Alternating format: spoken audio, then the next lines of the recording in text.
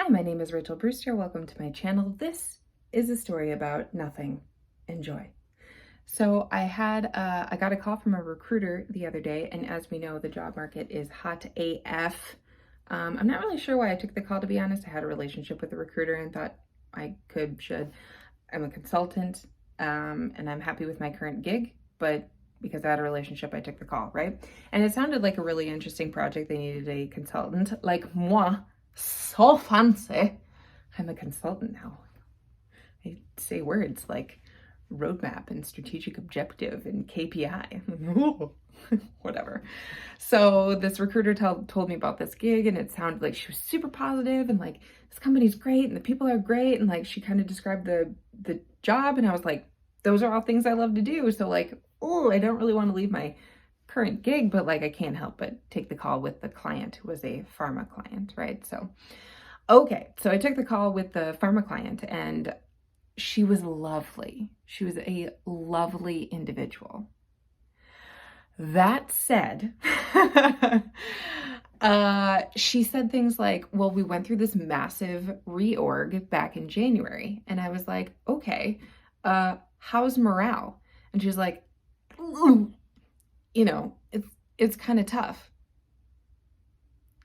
Okay, great. Sounds fun. And then she said, because of the reorg, there are these like gaps in the organization, which makes it really difficult for you to do your job. And sometimes you have to do the work of that gap. So you have to work more and harder to get your job done. Great. Sounds like a blast. Sign me up.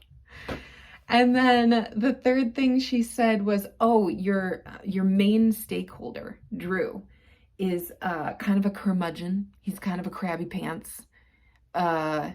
He's a tough cookie. But, based on this interview, Rachel, you're clearly calm, confident, and I think you're strong enough to handle him. Yeah. Yeah. Would agree. Check. Yes. Sure could. Do I wanna? Not really. I'm like, these are three things that sound terrible. This doesn't sound like a fun organization to work with whatsoever. I'm like, what went through my mind is like, how are you going to get people into this organization? This sounds terrible. But then I was thinking about it, and I was like, you know what?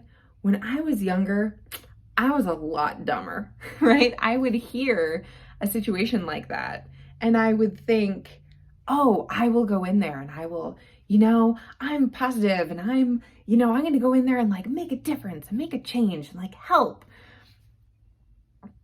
Girl, I am way too old for that shit. Because you know what actually happens is that you go in there with a positive attitude, and you just 2-3 months in, you're fudging miserable.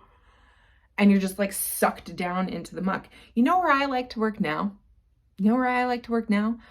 I like to work with a high-performing team who appreciates what I do, and I enjoy being around and enjoy talking to and enjoy working together with. I was on a team once where this is so nerdy, legitimately looked forward to cracking open my laptop and working with them every day. Like, I was excited in the morning to open up my laptop and talk to these people. And maybe this is a dick thing to say, but I also like my money easy, right? Like, my money is like, it's flowing to me. And you know why? Because I'm great at what I do, and people love working with me. And I find organizations that care about that kind of talent. Was that pretentious? Maybe, but I'm like, why would I leave my current consulting situation to go work for you and work harder in a muck and nastiness? No, thank you, right? It's not me, it's you.